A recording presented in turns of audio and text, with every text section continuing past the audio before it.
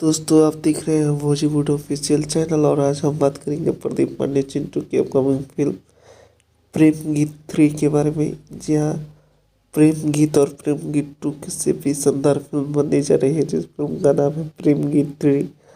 और इस फिल्म के डायरेक्टर और प्रोड्यूसर होंगे सोनू खत्री जी। और इस फिल्म में चिंटू पांडे जी को साइन कर लिया गया है और इस फिल्म की शूटिंग 2022 में शुरू की जाएगी।